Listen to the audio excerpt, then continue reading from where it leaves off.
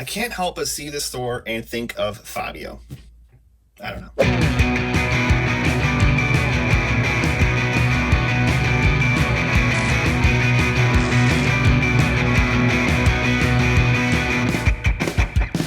How's it going, everybody? Mike here from Kapowcast, back with another Marvel Legends figure review. Today we're taking a look at the Marvel 80 Years Thor. This is the Alex Ross version. Very excited for this.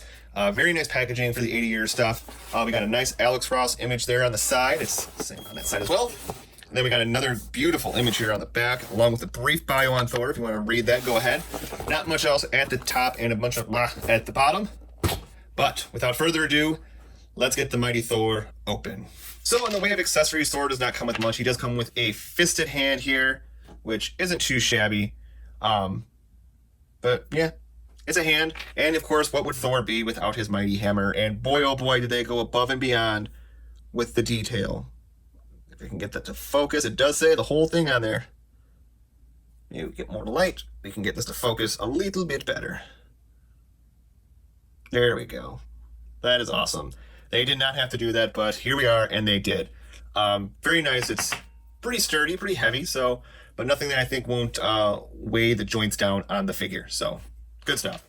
And here we have the mighty Thor out of the package, looking really nice. I love the work they did on the cape. Very pleased with that.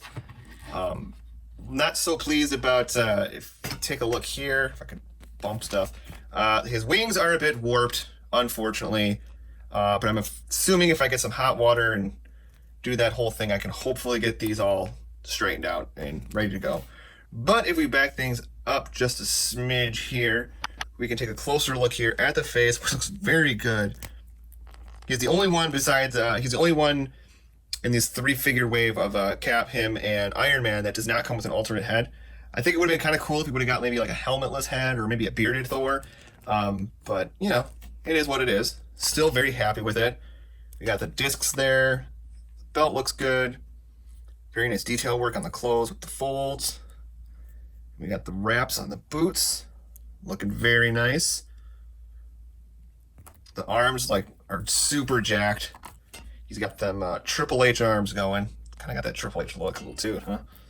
Oh man, so awesome though.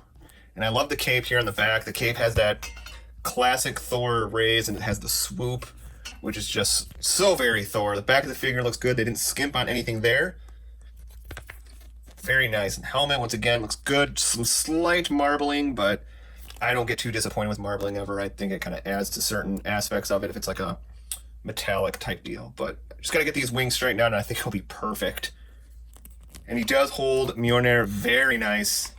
It's not loose or anything like that, so you don't got to worry about him dropping it or not being able to hold it. Yeah, just very nice. I really, really like this guy. But let's take a look at his articulation. So we kind of got a mixed bag here with the articulation. His head can go side to side, but this cape here gets in the way. So you kind of have to fuss with it. If you want to get the hair over, you kind of have to lift the hair over. You can get a little bit more movement, so you can at least get a bit of a head turn on there and give him a bit more personality. But you're not going to get much, and it doesn't really go up and down that much. So very limited in head movement. His arms do go out that far, and they can go around. Not really much hindrance by the cape at all. He has an upper bicep swivel. He has double jointed elbows. He has a swivel on the wrist along with a hinge, and that is the same across the board, I do believe. Nope. This one, yes, this one does have it has more of a roll of the dice motion. So different hinges. This one also does have a hinge as well. He has a upper torso thing here, although it's pretty stiff and it doesn't really hold too much. You can kind of force it a little bit, but it doesn't hold very well. He does have a waist swivel though. His legs can go out that far, so he can Van Damme it pretty well. His legs go up that far, go back not so much, but he does have an upper thigh cut. He has a double hinged knee, there it goes. He has a boot cut. It's hidden in there in the wraps. Very nice. I love when they're able to do stuff like that.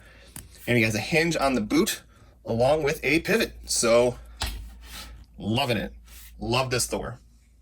And here's Thor compared to the 80 Years Hulk from the Hulk Wolverine 2. So as you can see, he is much smaller than Hulk, as he should be. But not teeny tiny. I think these guys scale pretty well together. Here he is with a couple Spider-Man from my collection. We have the Ultimate Spider-Man and Scarlet Spider. Looks great. I wish I had the courage to open my Pizza Spidey because I think it would fit in great with these guys, but I don't have that. I don't have it yet. Sorry. So I am really glad I picked this figure up. It's very, very nice, very appealing. Lacks a little bit in the articulation, but I still had tons of fun with it.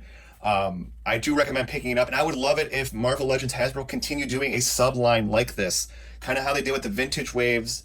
I would like to see them do a little bit more like this and that more Alex Ross inspired art. I'd love to get like a Vision, a Scarlet Witch, a Hawkeye, Black Widow, all of them. It'd be perfect. A Spider-Man, oh boy, oh god, I would buy that up right away.